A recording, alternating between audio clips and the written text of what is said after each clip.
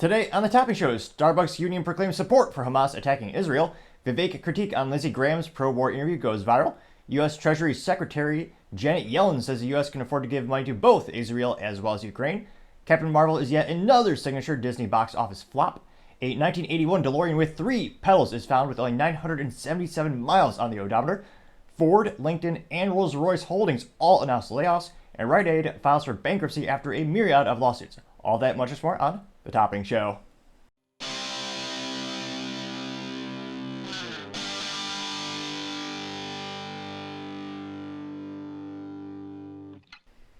Thank you everyone for taking the time to tune in today. Today's episode of Topping Show is sponsored by Topping Technologies.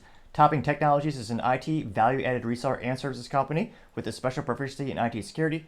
Heck, I see their founder released twice a day. Gotta say he's quite handsome and brilliant. He's me, you see, that's the joke. If you're an IT leader or a business owner, you could reach the team at sales@toppingtechnologies.com. And for the entire month of October, giving away a free 37mm flare launcher with every 37K or more purchase. Go to toppingtechnologies.com to learn a little bit more. Also trying to get to 4,000 subscribers by the end of October, so if you can click that button, I'd greatly appreciate it. Now going over to the business part of the podcast, you have Ford laying off 700 workers at the F-150 Lightning plant.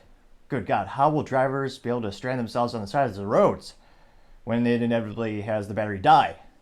Now, interestingly enough, Ford specifically said these layoffs are not correlated to the ongoing strike against them via the United Auto Workers, also known as the UAW. It's their big contract that comes up every 4 years, where this year they wanted just a mere $80 to $100 billion over the course of 4 years, which subsequently would have bankrupt Ford, well, as well as Chrysler again and GM again, given how much profits they are currently making. Now, this is actually due to a few issues.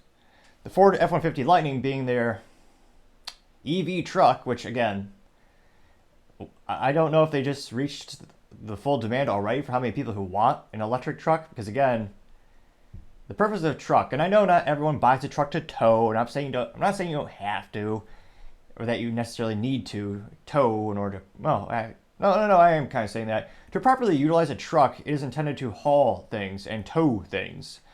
And with the current battery technology we have now, that basically makes it useless, because you really can't tow much with an EV truck because it depletes the battery so much. The only good use case I can think of in terms of EV semi-trucks, which Tesla is coming out with, is things where the products weigh nothing, which there is a use case for that. PepsiCo Frito-Lay. They own 68% of the salty snack aisle. A majority of the things you're transporting, when it's like chips and Fritos and Doritos and all the tows, although hopefully not a human tow, because that would be a lawsuit, although probably happened by now. But nevertheless, those bags of chips and things, bags of salt, is mostly air. So because of the weight being so little, that would make sense from a mass transportation logistics in terms of having an EV semi-truck. So there's a use case for it. Now, when it comes to a truck that you and I might purchase in terms of a not semi-truck commercial vehicle, well, if you want to tow your camper, you can't really do that. So in terms of the EV pickup truck market, I kind of think Rivian has gotten a big portion of the people who wanted that niche product. They want a truck that can't really truck, so to say.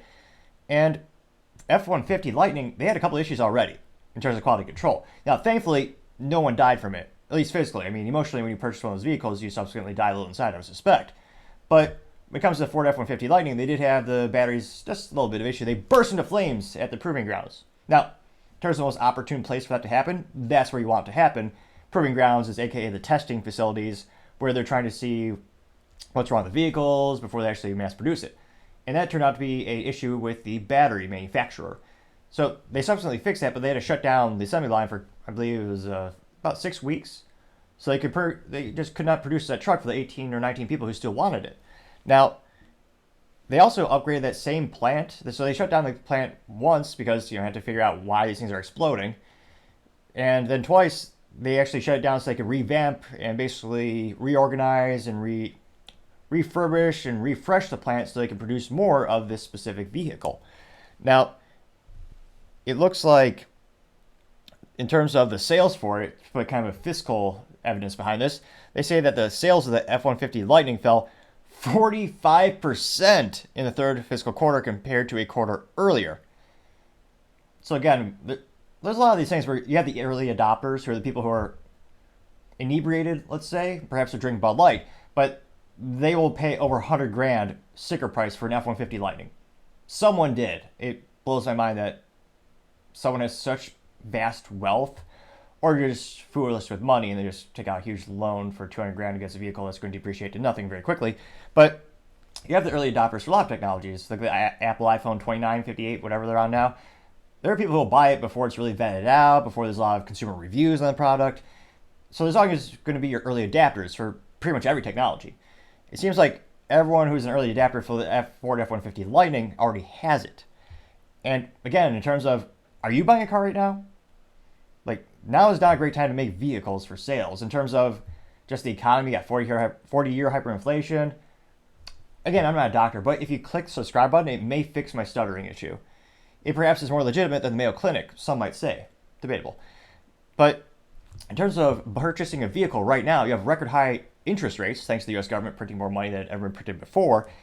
And you have a lot of uncertainty with businesses. They don't know if they're going to be taxed to death. They don't even know if they're going to be out-regulated into existence or just ruled, deemed illegal by the U.S. government. So depending on what industry you're in, you might not even exist tomorrow. So there's so much uncertainty, a lot of businesses are starting to pull back on their spending. And which just kind of leads to, would you go out and buy a vehicle? Granted, my family is a lot more frugal than most. My parents still drive a 2001 Honda Accord they purchased new, which also shows you the feat of Japanese engineering and non-unionized labor. It still works. 2001 Honda Accord still works like a champ with an internal combustion engine. It was a little disappointing they got the inline 4 as opposed to V6 at the time, but nevertheless, it still works. My Honda Civic, I'm going to drive that thing till the wheels fall off, and subsequently actually they won't fall off because it's a Honda. But I look for a great ROI, and in terms of longevity of a product, that'll last for quite some time. I'm not going to trade it in anytime soon, or ever for that matter. So you have this F-150 Lightning. The sales are just crumbling precipitously to nothing. The Cybertruck will eventually be produced, allegedly. And you'll have the Tesla fanboys who want that, of course, because Tesla has built a very huge cultural cult following. But in terms of the truck market, again, the first to market is already done. The Rivian already got, I believe that was the first mass-produced EV truck. So with so many people who already purchased it, how many people are really left realistically at this point? And Ford said they expect there to be an increase in sales during the first 3 months of the year, and they expect the capacity to increase. And they claim that the overall demand for EV vehicle lineups remains strong. A 65 increase in the third quarter compared to last year, which it'll be interesting to see. They're making a lot of claims, but at the end of the day, what's the fiscal sales coming down to? When are they really coming in? So it'll be interesting. Let me know, would you ever buy an F-150 Lightning? Are you surprised that sales for the product have just dropped like a rock? Which is moderately ironic or a little funny when you think of the old Ford commercials where they used to say they're built like a rock or built tough or something to that effect. Although they subsequently have many, many recalls. Nevertheless, they are built. That much is a fact. I did fact check that, and Snopes did say yes, they are built. But let me know in the comments, would you ever buy an F-150 Lightning for your fleet or your primary vehicle? And unfortunately, I did do a fact check. They do not come with a gas or diesel generator to put in the bed of the truck, which subsequently you will need to actually charge the vehicle if you ever run out of electricity. I was going to say, of all the promos to have where you get a free knickknack when you purchase a vehicle or product, how they haven't thought of teaming up with a good old Briggs & Stratton generator, good old Wisconsin company. Throw that in the bed of the truck, slap a Ford logo on there. Then maybe that would increase your sales. But perhaps I'm just too creative for Ford today. Other interesting business news, you have LinkedIn announcing they're going to lay off 3% of their staff, which equates to about 668 employees during the second time of the year. Now, I should say, this is the second round of layoffs. It looks like earlier in the year, they laid off about 700 employees. And crazy enough, they kind of remind me of Twitter in terms of being more bloated than perhaps a government entity and having a lot of layers of bureaucracy that's not needed and just being overall inefficient and inept. Or perhaps I'm just a little annoyed that LinkedIn won't take my money when I try to actually do a sponsored ad for a happy hour or a cigars and cybersecurity. Literally turning money down. Perhaps not the brightest idea, Microsoft, aka their parent company. Now, crazy enough, you think of LinkedIn, how much effort it takes to create it, to code it, to maintain it. How many employees do you think you could successfully run that company with? Maybe 2,000, maybe 4,000, 5,000 maybe. They have 20,000 employees at LinkedIn. That is so much fat. There's just so much more you could trim. 20,000 employees for a website? That's ridiculous, to say the least. And of course, it's also Microsoft, or parent of Microsoft, so they basically are government in terms of how they operate. But I can't help but see the parallels between Twitter. When Elon purchased Twitter, or now called X, whatever the hell you want to call it, there's about 7,000 employees. Now, he trimmed most of the fat. They got down to 2,000 employees. And the reaction is about the same or arguably better when the customer is interfacing with the product. Which begs the question, what are all these people doing who allegedly have jobs and allegedly work at LinkedIn? Now, it'd be nice if they were actually to lay off the inept people who are in the censorship department. And they actually censored me a couple times. One of which, all I did was put my company logo for the top technology company I own.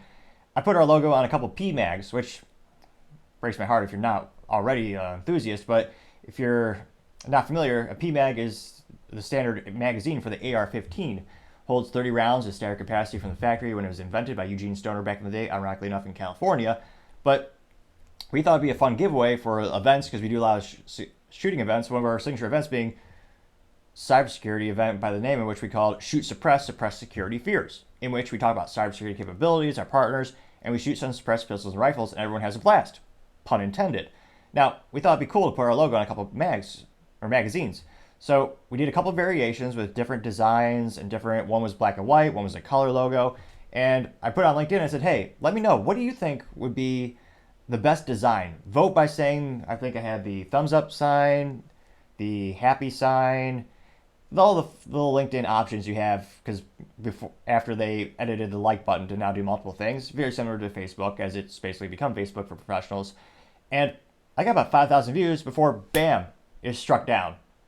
And hilariously enough, about half the comments were people bombastically saying they're going to unfriend me because I had the audacity to put our logo on a magazine. I'm sorry, I thought you were American. Well, subsequently, many of those people were all... Actually, I did analysis. I did lose a couple hundred friends and actually looked at the comments. 75% of the people who said they were unfriended me, they were headquartered in California or based in California. But it's one of those instances where I looked at the feedback from LinkedIn and they claim it was spam. Which is ridiculous because I wasn't soliciting a sale. I wasn't saying buy this for a nickel or buy this for $1. I wasn't advertising a product for sale. I was asking for feedback on what the audience thought was the best design for a giveaway that we would give to prospective and current clients. So they use very similar to most tech companies, most social media companies. They gave a BS reason for why they really banned me. Because they just hate America, freedom. And I'm actually not being too bombastic considering most Americans, if you own a rifle, the odds are it is an AR-15 since over 50% of AR-15s sold over 50% of rifles sold in the United States are of the AR-15 style design. Partially because the patent expired, so anyone with an FFL and the proper licensing can manufacture one for commercial sale. Or if you just live in a freedom state and you make it for yourself, you can keep it. Although, remember, I'm not a lawyer. Though, I do suit up like every man should. Now, specifically, unfortunately, LinkedIn, of all the people they could fire, get rid of all the inept people that work there, of all the fat they could trim, they're getting rid of people that are not in censorship positions, unfortunately. Now, specifically, it looks like that they're going to get rid of specifically employees in the engineering, talent, and finance teams. Which, I was going to say, I can't help but think a lot of those talent positions you could probably eliminate just by giving them a free LinkedIn premium. Especially if they're recruiters, that's an easy position to outsource in terms of, especially LinkedIn, you look at the power users, and very similar to any business, you have the 80-20 principle, where 80% of results come from 20% of your consumers, 20% of your products sold. And with LinkedIn, the majority of the traffic generated on the platform, the people who are actually using it every single day, are the two power users. You have sales representatives and you have recruiters. Those people are on LinkedIn religiously every single day, including myself. And I can't help but think a couple of those recruiters, you're a lot of them are paying for LinkedIn Premium, Navigator, Banana Falcon, Zebra. Microsoft likes to change nomenclature of all their advertising products, seemingly just to confuse everyone. But they have these premium packages. I think they range from $700 to $1,500. Well, just give a recruiter who's someone who's going to pay for it. Say, all right, give it free, but you're also going to recruit for us now. Can't help but think that'd be probably a good idea. In terms of engineering, it'd be interesting to see how that affects the platform. Don't get me wrong. In terms of gainful employment, I mostly don't want people to lose their jobs. It's one of the things where I hope these folks find gainful employment in another competitor or another tech company. But it is interesting they're decreasing the engineering resources. Granted, I don't know how much are necessarily needed for the web development and all the features they're pushing out. Now, interestingly enough, and more hilariously enough in terms of proving my point of why don't you like business and making money, Microsoft cited a slowdown in hiring with a decline in advertising spending as for the main reasons why they are decreasing their headcount recently. And remember, Microsoft, very similar to pretty much every social media company, because they are a social media company, and when I say Microsoft, that's the parent company of LinkedIn. With LinkedIn, most people use it for free. I mean, most of the folks on there aren't paying for it. Very similar to Twitter, very similar to Facebook. Again, most people who are paying for it are people who are either sales reps, either recruiters, and they're paying for those extra features so you can see more people, you can send more messages to folks. But it's mostly supported by advertising, because people sponsor ads as well. Unless you want to advertise a happy hour or a cigar and learn. Which still boggles my mind, since to be on LinkedIn, you're an adult looking for a job or you want to network professionally. Why would you ban something that every adult can partake in is beyond me. Now, in terms of the company increasing their community size, they're actually up to 950 million users. Now, it'll be interesting to see if LinkedIn could keep increasing the adoption rate of having more and more people sign up for a profile. Because it's one of those things, I don't think the market is saturated yet in terms of the people who have jobs who are not already on LinkedIn. I think there's still about a lot of ramp up you can do in that regard. And realistically, there's not much competition.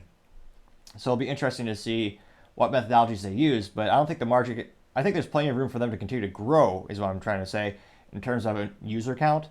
And it'll be interesting to see what kind of methodologies they use to try to get there. Now, in terms of the industry, it looks like the tech industry has laid off 141,560 employees in the first half of the year, compared to about 6,000 a year ago, according to employment firm Challengers Gray and from Challenger. So it'll be interesting to see. And it's kind of fascinating. You have some people like United Auto Workers who want record contracts. What was it, 40+% increases was the first ask for their wages, as opposed to most industries that are laying people off. Interesting contrast. Let me know in the comments, do you think, will LinkedIn continue to grow in terms of the user count and eventually their overall size? Or do you think they're kind of bloated, they can probably trim about half the employees there and no one would tell the difference in terms of the end user experience when you're working with the Microsoft LinkedIn product? It'll be interesting to see, but as I always say, time shall tell. Other interesting business news, you have Rolls-Royce Aerospace layoff 2,500 jobs in a cost-cutting attempt. Fascinating. Now, it is a little interesting to note that, back in the day, like many companies that used to be much more diversified, Rolls-Royce that you see in terms of the cars on the streets, it's a completely separate entity. So it's a little disappointing they no longer share the same engine platforms or anything like that.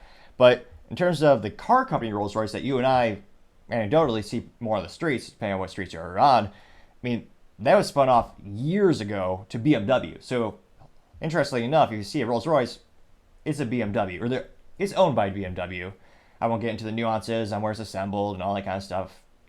But in terms of the Rolls-Royce, the OG, as the youth might say, well, this one is actually specifically for Rolls-Royce Holdings. So layoffs are specifically for the engine manufacturing company, they got their start back in the day by making these massive, huge, fascinating engines for a myriad of vehicles, and now these days they're best known for making some of the best aerospace or specifically jet propulsion vehicles for airliners and a myriad of other applications.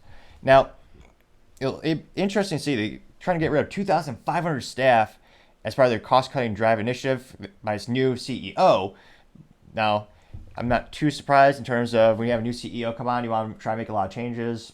Ideally, you want to try to make the company more profitable for the shareholders, make sure you take care of your customers, employees. And they noted that the job cuts will likely be distributed across the engine manufacturer's global operations, likely to be affected 100 jobs at the UK office. And they also noted that they had experienced a strong recovery under, and I'm going to butcher this gentleman's name. I apologize to the new CEO, Tufan, Tufan or Tufan. And he took over as CEO last January and has since said the firm's cost base has been, quote, tightly managed to offset inflationary cost pressures, unquote. So it'll be interesting to see what used to be, for many years, people consider blue chip stock, since they're manufacturing for all these giant companies. It's one of those things where we see an airplane, it's probably one of the most diverse products in terms of the number of components that go in there from separate manufacturers to come together and make it work. And it'll be interesting to see, anecdotally speaking, I feel like people are flying a lot less these days. It'll be interesting to see the decrease in orders from the airplane manufacturers and how many of them is that going to trickle down, and how tight they might have to tighten their belt at Rolls-Royce. It'll be interesting to see, but as I always say, time shall tell. Now, going on to the culture part of the podcast, you have Starbucks union tweets support for Hamas attacking Israel. Some people are not too surprised. And yet another reason to be worried about unions taking over companies and making companies look bad, because again, now this is sparking a boycott. And again, this isn't Starbucks, the company. This is the union, the unionized workers of the company. So again, it's making Starbucks look terrible. And yet, bless his heart, I guess he's no longer the company, unfortunately, or no longer the chairman and leading company, Mr. Charles Schultz. What is his last name? It's going to drive me crazy. I just read his book last month. The Starbucks Way. Howard Schultz. Brain fart there. I was going to say, let me know in the comments if you want like an office tour or something. I just referenced a bookshelf that you can't see out of frame. But nevertheless, since he's left the company, I would venture to say things are probably going to get a little bit worse. Now, the union founder said that it must be free to express its solidarity with Palestine. Now, again, the big spark of the flame, so to say, or igniting the flame, is the fact that they're talking about Hamas, which is, I don't know in terms of where people fall on in terms of your beliefs, but most of the research I've seen, at least, is that they're a pretty pro-terrorism group, that they're founded with the intent to get rid of Israel. So I don't see a lot of traditional support for Hamas, but this union says they're great, apparently. Now, this is thanks to an article by ynetnews.com, and of course, they do reference the direct tweets from them as well. Now, one of these tweets comes from, and of course, in terms of true union marketing, which, again, while I don't agree with it, their marketing in terms of their logo is on point. Now, they have the cliche fist, and the fist with the Starbucks union has a Starbucks cup in the middle. So, I was going to say, for that logo, they get a B+ for marketing because they're getting their point across of what their beliefs are. Now, this tweet is Starbucks Workers United, and they did a retweet. So they say solidarity with Palestine, and they retweeted a bulldozer operated by Gaza resistance tearing through Israel occupation fence erected on the border. And they, again, this is a quote, literally breaking apart the Israel-created mass prison at the Strip. And they also tweeted support, and this is, let me go to the very top and rewind this for a New York minute here. So specifically, it looks like Starbucks Workers United local labor unions in Chicago, Boston, Iowa also published posts on their official social media pages accusing Israel of provoking Hamas attacks, apartheid, and the oppression of Palestinian people, unquote. And this is from the union. They say, quote, we stand in solidarity with the Palestinian people and condemn the IDF for the senseless and brutal bombing of innocent Palestinians, murder and injury, as well as for the creation and financing of Hamas in the 1980s to discourage Palestine solidarity, unquote. And that was from one of the unions in Boston. They also noted that one of the nation's union's founders, Jazz Brizak, shared the tweets and other posts condemning Israel. Quote, this should not have been considered controversial. Human rights are not up to debate. Unions must be free to speak up on this or our solidarity isn't real, unquote. Which, yes, thanks to free speech, we know exactly where you stand on this issue. which, again, is not a good thing about. I always proclaim that everyone should have the ability for free speech, because if you don't agree with someone, you probably want to know where they stand on the issues, or actually, how do you know if you don't agree unless they say something? Well, these days you have certain signals. But nevertheless, it looks like BLM, what is this? BLM Chicago also did a tweet saying, I stand with Palestine, and they had the paraglider, or the parachuteman, in which, with the Palestine flag on it, which, I'd say B minus for marketing. I'd say C minus, D, F minus for marketing. Their flag is not very inspirational, but nevertheless, it's one of those things where that was where they had soldiers, or terrorists actually, would go down by parachute and went to a concert and gunned innocent people down.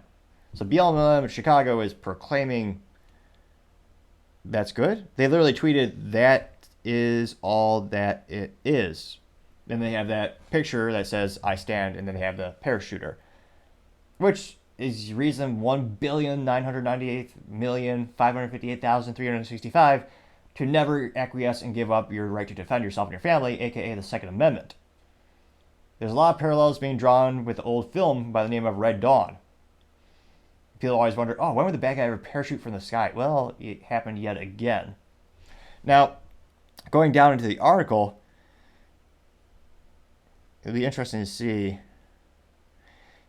So Starbucks, interesting, let's see here.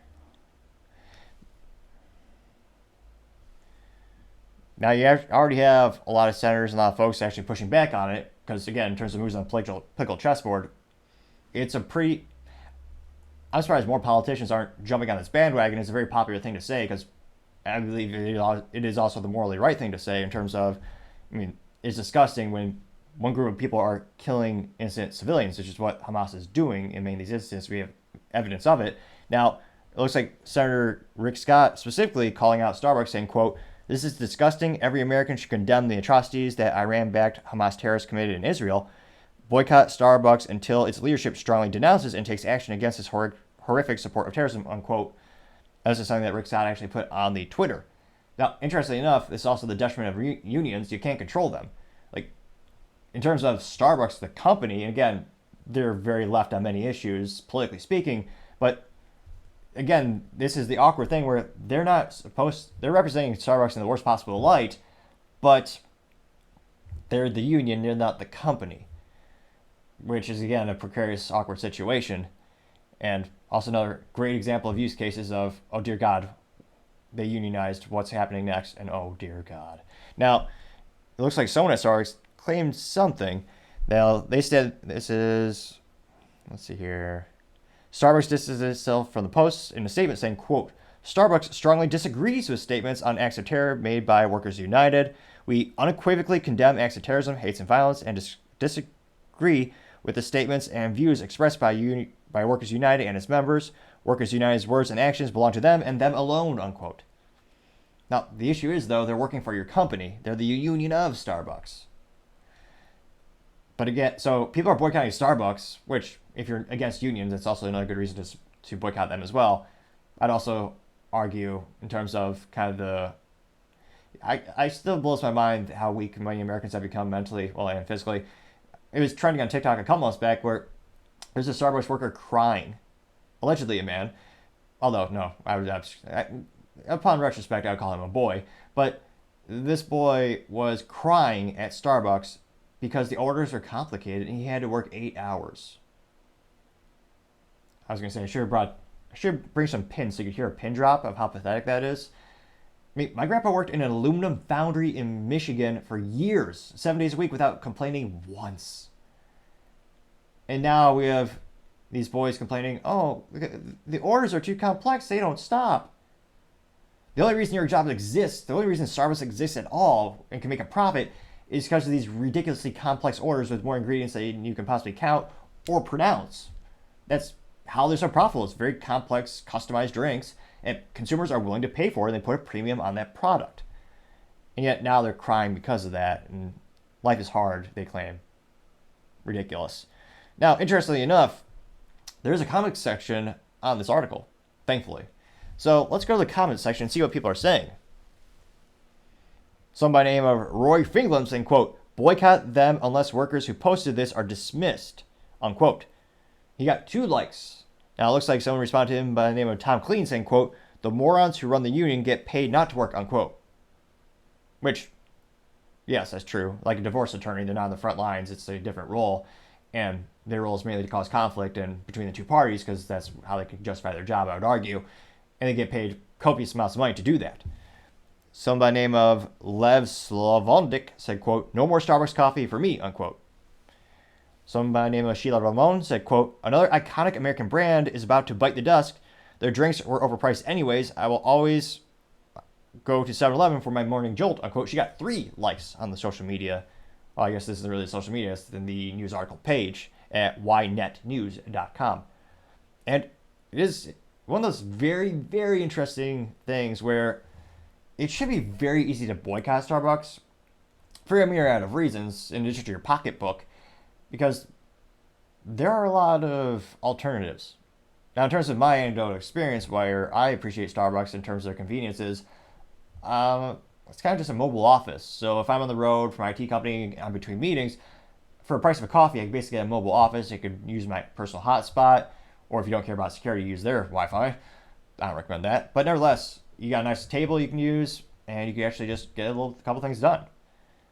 Now, it'll be interesting to see. Let me know in the comments, do you think there'll be a mass boycott of Starbucks? Again, it's very easy. It's a very expensive coffee. It would be better for your pocketbook these days, and everyone should be tightening their belt with the economic uncertainty. And there's a lot of other places you can go as well. Also, if you're like me and you look for the best ROI, you could just go to the big box mart, buy a big bag of the cheapest whole bean coffee, grind it at home, and just make it yourself. Which, it's hard to beat that ROI. So it'll be interesting to see. Do you think there'll be a mass boycott against Starbucks? Are people kind of fed up with boycotts? Has the culture gotten to the point where people are just overwhelmed? There's too many things to boycott? Or perhaps could Starbucks be the next Bud Light? It'll be interesting to see, but as you know me, I always say, time shall tell.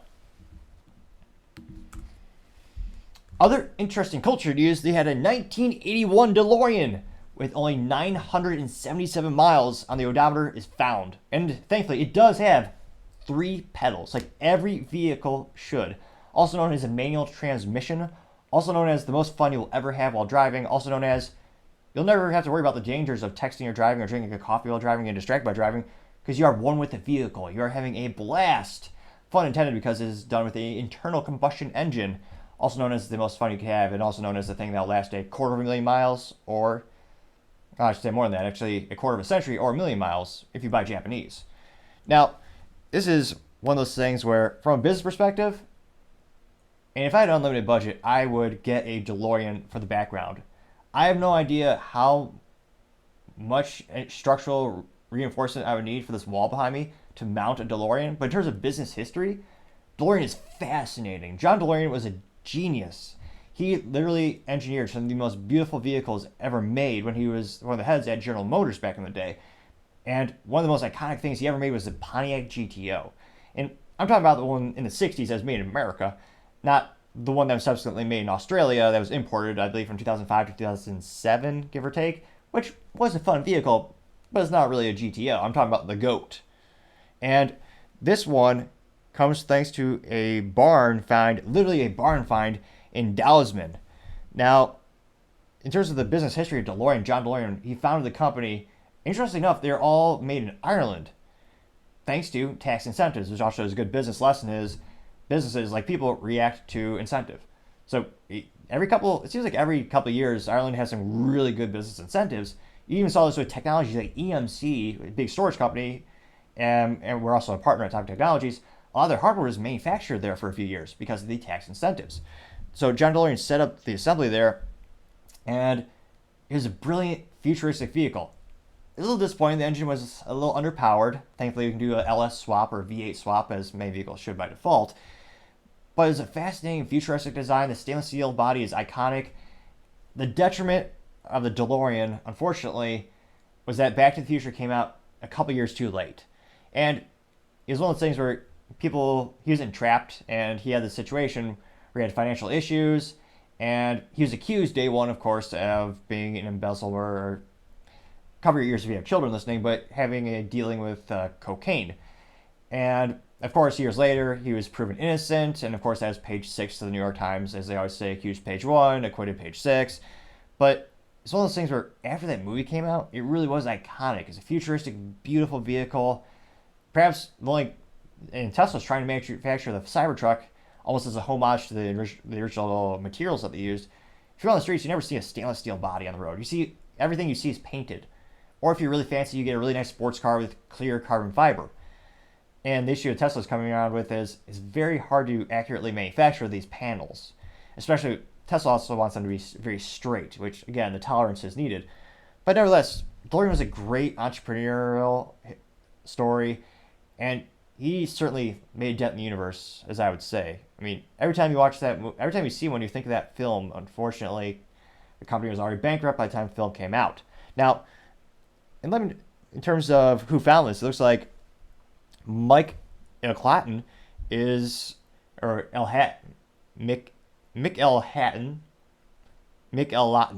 That sounds right. Now, he is actually a part of the Illinois-based DeLorean Midwest. He got a call from apparently New Mexico about a DeLorean car for sale, claiming that, and then he found out it's got 977 miles. That's nothing. That's basically factory new. Now, it looks like in terms of the actual find, the car was manufactured in April 1981 and appeared to be mostly, if not completely, original, even down to the blue oil filter. And it even had factory tires on it. And plenty of tread on them, of course, because it wasn't driven too hard for that 977 miles. And it is one of those beautifully fascinating time capsules. And, I mean, nowadays, there's a little period where a DeLorean was worth basically nothing, but a brilliant entrepreneur in the best state of the Union, Texas, they actually bought out all the surplus, because there were old panels and old vehicle components still in Ireland. They all imported them to the United States a couple years back, so there's a full restoration plant and facility for DeLoreans in Texas. And nowadays, they actually are priced up because they're collectibles. They're going everywhere from, maybe $50,000 to $90,000. Again, depending on the conditions. Flux capacitor does usually help. And it'll be interesting to see how much, if they're going to try to restore this, or if they're going to auction it off. But in terms of a fun culture story of the day, this really it caught my eye because it's such a unique, fascinating thing. And let me know in the comments, do you want to see more car stories like this? As you know, I'm a big fan of manual transmission. The 3-Pedal Gang is our fan club here, as we just launched with YouTube monetization, and I can't thank everyone in the comments enough, especially Johnny Tsunami and a lot of the top commenters, and really helps the channel grow and develop, and we're trying to make it better every day, so I do appreciate the additional feedback in the comment section. But let me know in the comments, do you want to see kind of more of these unique car stories like this? And what other stories might you find more interesting that I could look into? Let me know. I'd be fascinated to hear what you have to say.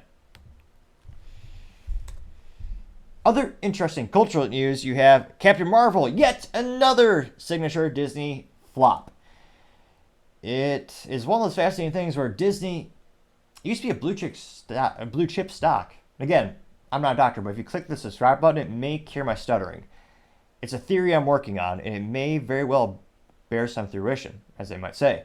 Now, Disney used to be considered a blue chip stock, especially when I was a child. I was very unusual. I was interested by business and finances even at a young age. Now, a blue chip stock is really something that you consider just kind of a sure bet, so to say. You knew that, unlike a tech company, where tech companies are very well known for, big spikes, or it might go up really quick, but then they might go down. They fluctuate a lot more. But Disney used to be very consistent. So you're not going to get rich overnight if you bought Disney stock, but consistently it would grow over time. Hence blue chip stock. Now they've lost about $2 billion on the past 13 movies they made. They're bleeding money every single time, nearly. Not just by a couple. I've never seen a company fail this bad. Well, perhaps that'd be a point of contention. Bud Light versus Disney. The battle of the ineptitudes. Who is the business blunder of the century? That might warrant some further investigation. Now, this is thanks to an article from boxofficepro.com, which A+ for marketing. I know exactly what they're doing as a website, without having to look at a Wikipedia page or further research. Now, it looks like 2020, this is coming from an article by the name of Sean Robbins. And let me know, would you be interested or would you prefer or appreciate a picture-in-picture when I'm referencing articles? And again, if you have suggestions for software for production, I appreciate those suggestions as well. So I'm trying to find a new one where we can actually do video and video or picture-in-picture while I'm making it, as opposed to post and then doing it in edit, which I would say is above my pay grade and complexity just because I'm doing it all myself right now. And I appreciate the tips, and some of these things I'm using Blackmagic DaVinci for the editing software currently, but in terms of the time maximization and getting, trying to get you the product as soon as possible, I want to try to do it during production. So that's probably too long, didn't read, or too much of a backstory, so to say, but that's kind of the reasoning behind my ideas. Now, this is from Shauna, and they're saying, really? This is the projections. Opening weekend range 50 million to 75 million. Now, let's see here. It's one of those things where, again, this is a Marvel film, so it's one of those things. I think the periods of time where some films are really knocked out of the park and some just fail epically. Marvel used to, Disney bought them. That was a smart acquisition until they just ran into the ground. They used to print money as well. I mean, it was pretty much a sure thing. It was being, $1 billion hit, $1 billion, lots of revenue, easy money. Throw in not Johnny Depp, Robert Downey Jr. Yeah, throw in Robert Downey Jr. and a couple of other actors, throw on some CGI suits, and $1 billion. And explosions and perhaps a story or plot line. Allegedly, I hear they have those. I don't really know how much evidence there is of that, but they used to make billions of dollars, but then, very similar to Star Wars, they saturated the market, I believe, with so much volume of production, they just lost all value. So now there's just so many, does it really matter if you don't see this one? As opposed to back in the day, there might just be one good Marvel movie a year, and it's going to be a big one, so you have more incentive to go out and see it. And in terms of the actual numbers, the release dates for this, they're putting up the cons. They're saying that Marvel Studios brand has hit several bumps on the road of late, despite Guardians of the Galaxy generating strong legs. Initial 118.4 million debut was seen as something of a low-end performance for a well-established brand and beloved sub-franchise. The franchise is quite simply miles away from the zeitgeist, capturing interest and enormous goodwill for that at a time helped every film achieve blockbuster status like Captain Marvel did 4 years ago. The Guardians came in the wake of Ant-Man and the Wasp. I think those movies they make. Quantumanium? Okay. Dividing many fans and barely doubling its domestic debut with a 214.5 million final tally, which, again, at that price point, they're losing money. Because these things are, there's so much CGI used, there's so much computing technology, there's so much editing. I can imagine the editing cost on these films. It all adds up. And that's part of the issue that Disney has is their films are just so bloated with cost. The only conceivable way they can make an ROI, which they don't, or a positive ROI, is by having ridiculously high box office success. And they don't. Now, it looks like social media traction for the Marvels has been noticeably weak in recent months, compounded by concerns for the ongoing SAG-AFTRA labor strike.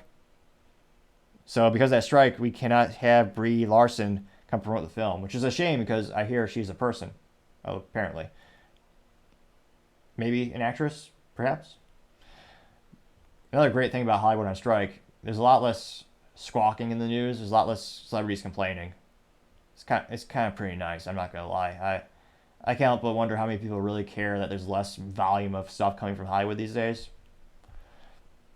It'd be a shame if this strike just lasted forever as they fight against the inevitability of AI replacing most of their jobs. Since, let's be honest, most big box office movies coming from Disney these days are the embodiment of a photocopy. And a fun little example of life, photocopy metaphor. If you take a photocopy of a photocopy of a photocopy of a photocopy, every time you do that, the image degrades and gets worse over time. Very similar to Disney films in general. As they just seemingly are out of original ideas, they just copy, and the quality gets worse and worse and worse.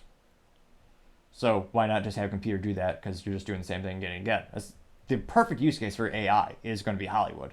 Now, it'll be interesting to see, and again, Now, there are many suspecting that it's not going to do great because it has, what is this, a female as the lead actress, which perhaps, I was going to say, there's a different, it's one of those things where there are some great movies that have female leads. I think probably the best one would be Underworld, it was a couple years back, and then Resident Evil.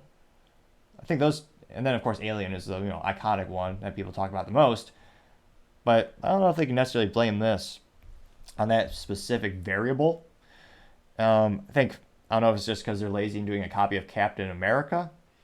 Although, for all I know, no, this might be an original comic book. They made so many throughout the years. It's hard to say what's original these days or what isn't. And they're saying for the trends, now they say, quote, bearing out all these concerns, initial pre-sales are alarmingly low for a Marvel Studios film. Trends are currently 69% behind the pace of Guardians Volume 3, 72% behind Quantumania, and 42% behind Eternals. Which, I had to Google half those terms because I didn't know if they were Magic trading cards or if they were films. But those are, in fact, films that I just mentioned. And, again, I don't know who pre-orders for a movie. I remember I used to do that for video games back in the day because they'd give you a tchotchke or a knick-knack. The Call of Duty gave you like a flag in one case and some little remote-controlled toys. But do people do that for films? I know they do, but do you? Like, I've never met anyone who's done that before. The exception of, I know some folks who did do that for Sound of Freedom. I can't help but wonder who the heck is doing that for a Marvel film. So it'll be interesting to see. It looks like they're on track to, of course, lose money on this, but I guess perhaps that's a better question in terms of where are the Las Vegas odds for a Disney film making money? I mean, certainly it's not 0%, but it might be 0.00000000073%, maybe? Similar to a like ratio for a Bud Light tweet. Let me know in the comments, do you think this movie will shock everyone and actually turn out to be a big hit, makes lots of money, and Disney will be able to reap a profit for the first time in ages? Or do you think it's just going to subsequently crash and burn like seemingly most things in Hollywood these days? It'll be interesting to see, but as I always say, time shall tell. Now, going over to the political part of the podcast, you have Vivek's critique on Lindsey Graham's pro-war interview goes viral, getting 1 million views in one day. Not to brag, but I did get 18 views on the Twitter last week when I was telling people about the free 37mm flare launcher with every 37K purchase for Topic Technologies. For me, I'd say that's pretty viral. I would also argue quality over quantity. The most awesome 18 people in the world saw that tweet, I'm sure. Or X-post, whatever you want to call it. Nevertheless, going back to the real news with Vivek, he has a little text before the actual video, and if you do have suggestions for video technology production software, I'd appreciate it because I've tried a couple, still having issues finding one that will reliably work when I'm making these productions. Now, the text before this interview, Vivek says, quote, this feels a lot like 2022. Young people today wonder how the U.S. ended up in no-win wars in Iraq and Afghanistan for decades after 9/11. Open your eyes, and now you know we must learn from the mistakes of the past or we will be destined to repeat them in the future, unquote. And I got 1 million views in a single day, and that is in response to this Lindsey Graham interview, and it looks like it was done on Meet the Press. So without further ado, we'll take a look at Lindsey Graham. Let me ask you about Iran, Senator. The broader region, of course. You said this week that the only way to keep the war from escalating is to hold Iran accountable, part of what you're talking about now, and that it might mean bombing their oil refineries. Yeah. Have you had any discussions with the Biden administration about this? A bit. I want to applaud President Biden for his strong statement in support of Israel. I just got off the phone with the Israelis. Their goal is to destroy Hamas in the south and try to save as many innocent Palestinians as possible to prevent escalation north from Hezbollah. Here's my message. If Hezbollah, which is a proxy of Iran, launches a massive attack on Israel, I'll consider that a threat to the state of Israel, existential in nature. I will introduce a resolution in the United States Senate to allow military action by the United States in conjunction with Israel to knock Iran out of the oil business. Iran, if you escalate this war, we're coming for you. Are you effectively poised to declare war on Iran? That's very strong language. I am poised to use military force to destroy the source of funding for Hamas and Hezbollah. The idea that Iran read about this operation in the paper or on television is laughable. 93% of Hezbollah and Hamas's money comes from Iran. They're the source of the problem. They're the great evil. So if Hezbollah escalates against Israel, it will be because Iran told them to. Then Iran, you're in the crosshairs of the United States and Israel. Now, interestingly enough, in terms of Lindsey Graham, I can't help but wonder, how many years ago is he a member of the Graham Cracker family? I'm pretty sure that's Hibisco. Who owns them? Who invented the Graham Cracker? Sylvester Graham in 1794 invented the Graham Cracker. I do not believe he's related to Lindsey Graham, so I'm not saying he gets an F for marketing of her last name, but it's kind of silly to be named after a food or something like that. It's almost as bad as topping. Oh, wait. Nevertheless, I wonder, in terms of a Republican nominee, Vivek calling this out is a little bit more of a contrarian move. Now, it'll be interesting to see. Let me know in the comments. I wonder what the comments are here. Good, bad, happy, sad. Usually overwhelmingly supportive of Vivek. I think it'll be lower than usual. I think it'll be 50-50. I think it'll be a split comment ratio. Let's find out and dive right in. Let's see here. First comment. First most popular. Very first comment is from Stace Riley saying, quote, "Hello, Lindsey Graham. Your 2002 foreign policy is calling," unquote, getting 22 likes. The first response that got the most likes is Banchi saying, quote, "It feels nothing like 2002. No one is talking about going to war except Lindsey Graham, and he's always talking about it," unquote. He got 156 likes. Somebody named Vince Dow saying, 100%, what's even sadder is seeing conservatives who claim to get it now falling for the exact same thing again, unquote. And he got 41 likes. Let's see here. What are the other top comments here? Not as many hearts as usual, or likes. Somebody named Justin of Earth 1 saying, quote, "Why does anyone even talk to Lindsey Graham? Honestly, it's beyond me," unquote. Getting 11 likes. Which, yeah, this is probably the first time we've talked about him on the show.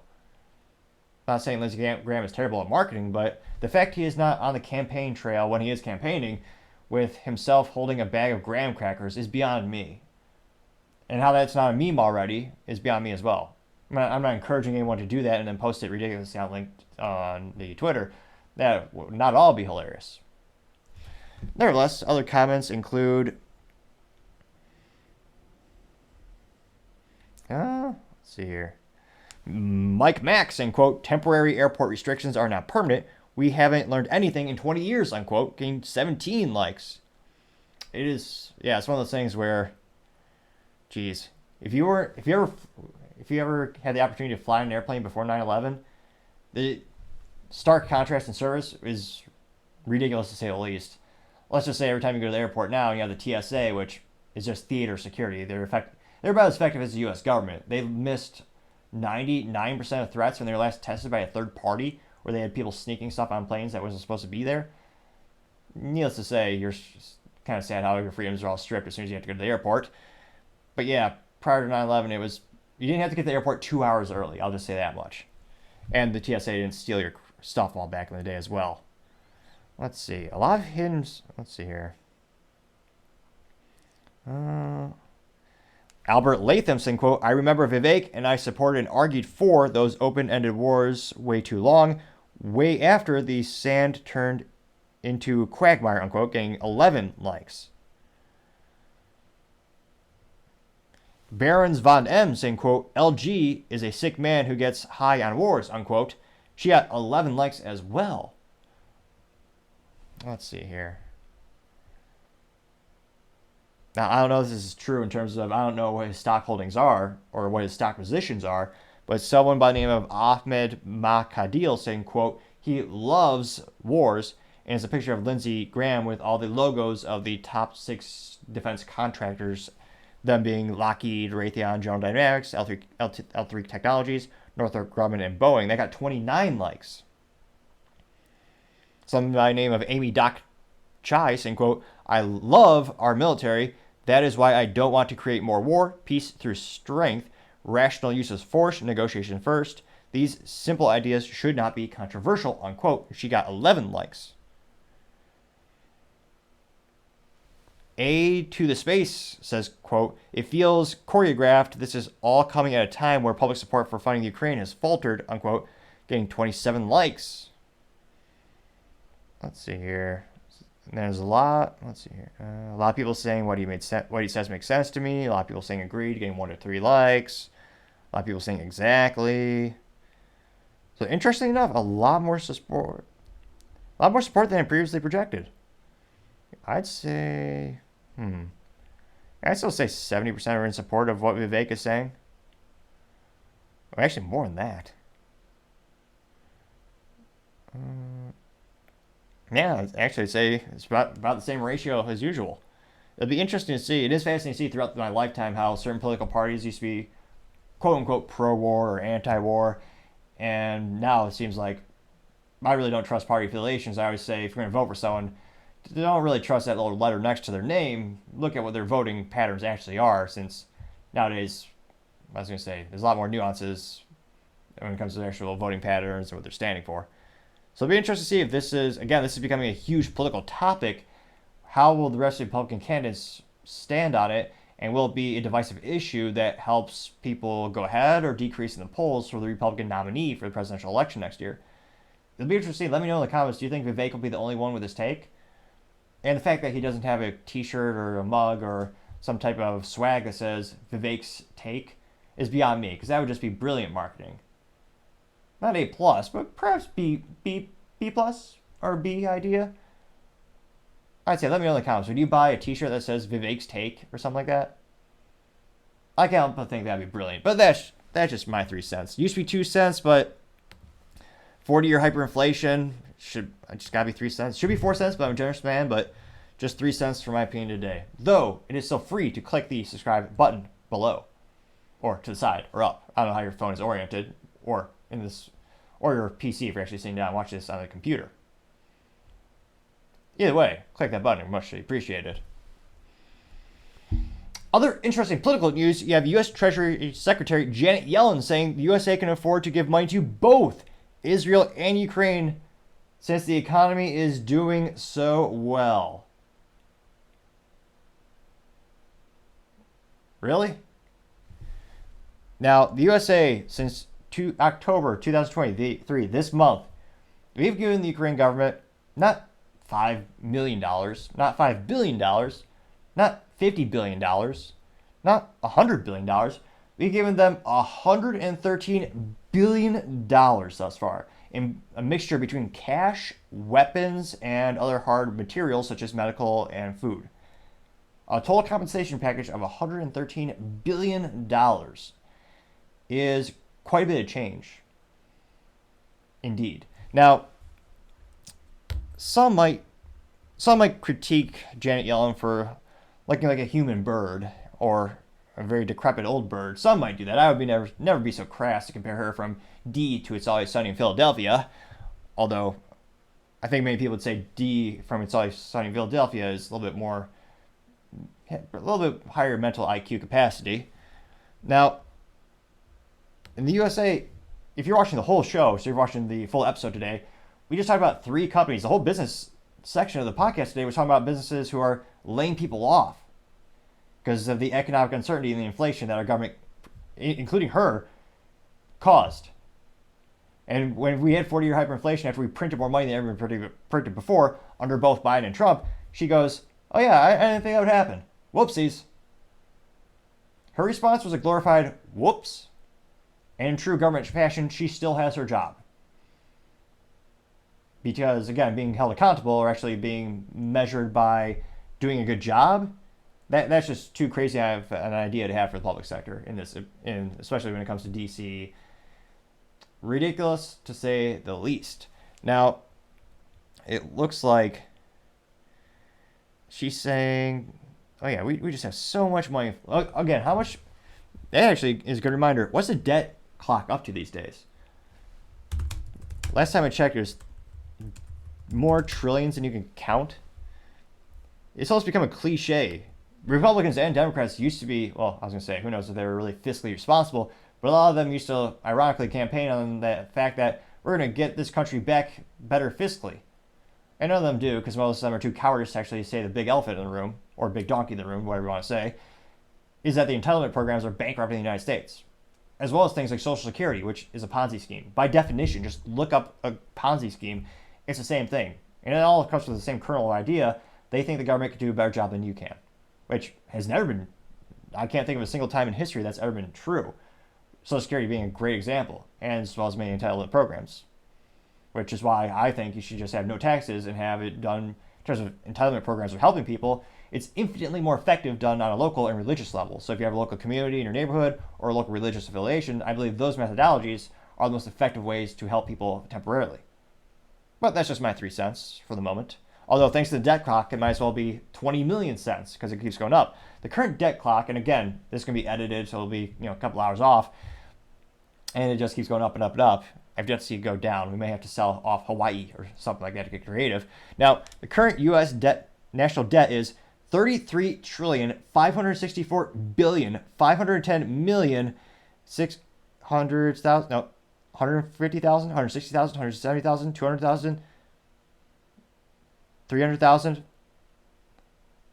400,000. It goes up that quick. Ridiculous to say the least. And yet they think they can do a better job than you.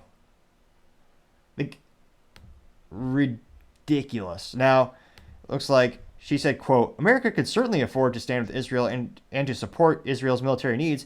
And we could also and must support Ukraine in its struggle against Russia, unquote. This is from an interview she had with Sky News earlier this week on Monday. And she continues to say, and look, the American economy is doing extremely well. Inflation has been high and has been a concern to households, and it's come down considerably.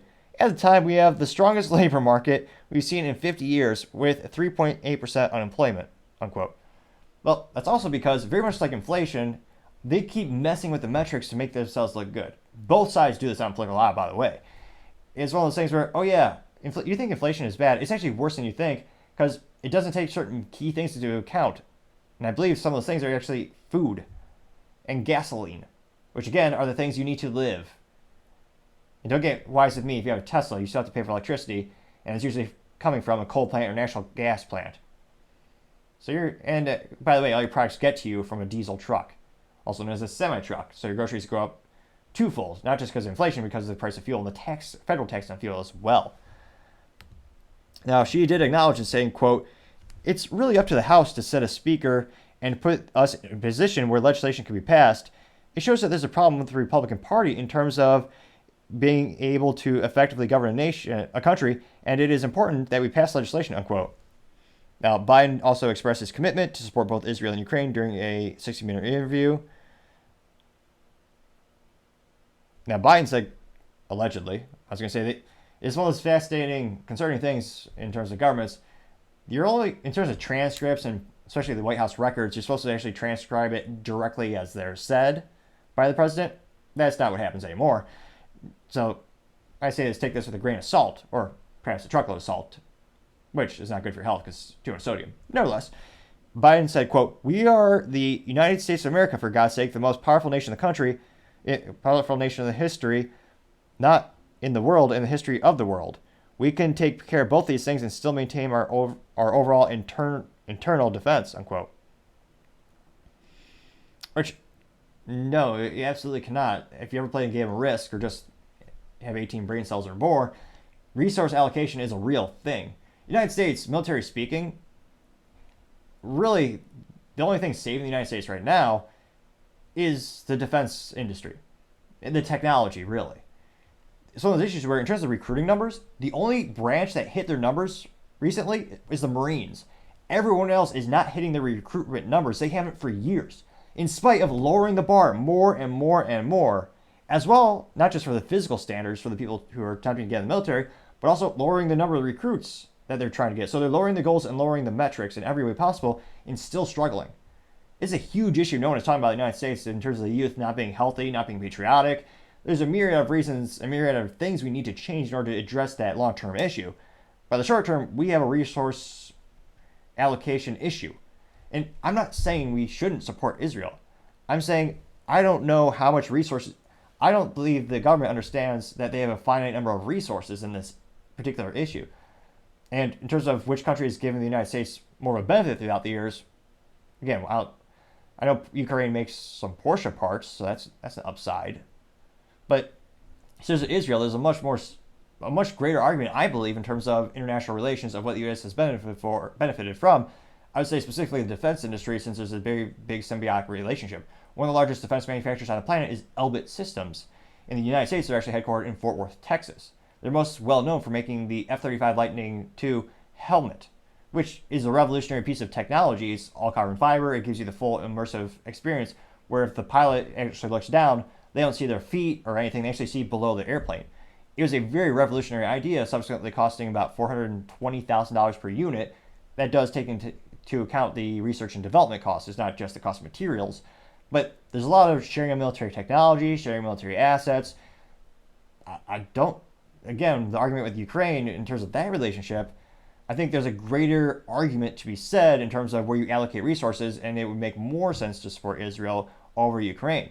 Now, again, play any game ever, or own a business, do any scenario, you have limited resources.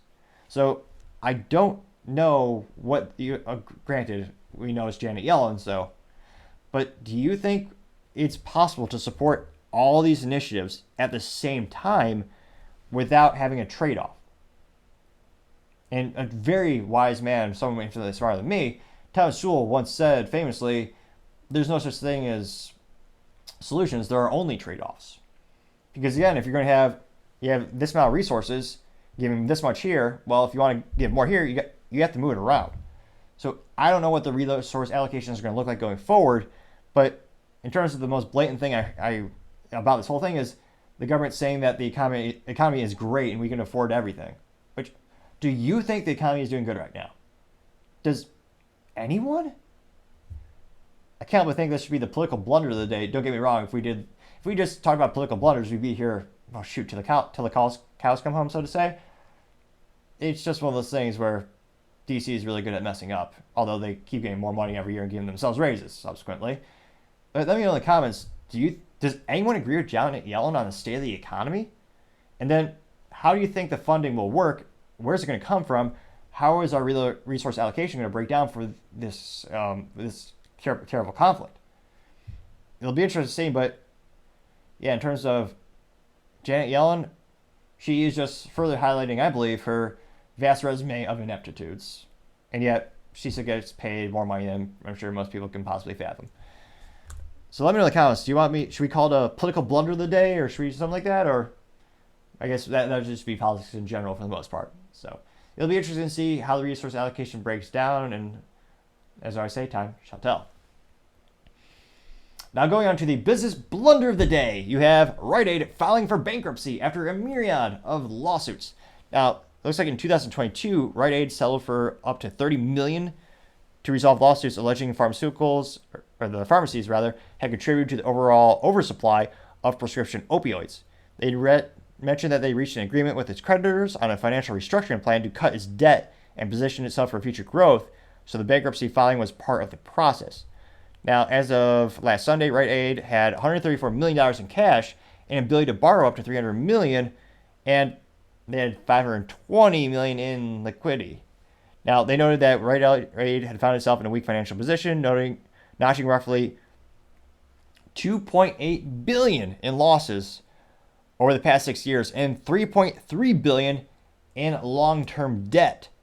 This is according to global retail analyst Neil Saunders earlier this week, which can't help but see maybe perhaps another parallel between General Motors, where they're making profits, but they have a lot of long-term debt, and, well, I was going to say, perhaps a good example, the U.S. government. Eventually, the bills come up for due. The U.S. government hasn't yet, that's going to be a big point of contention, and eventually Americans will have to deal with that fact. And unfortunately, it's going to hurt a lot of people who have a little bit of savings in their accounts, and inflation is going to dwindle what buying power it has. Now, it'll be interesting to see what was such a vast empire, Rite Aid, will be able to bounce back from this, or how will they emerge from bankruptcies? It's one of those things where we talk about a lot of business blunders on the show. For a lot of companies, they try to come back from bankruptcy, and depending on how it's structured, they just come back for a very short, fleeting amount of time.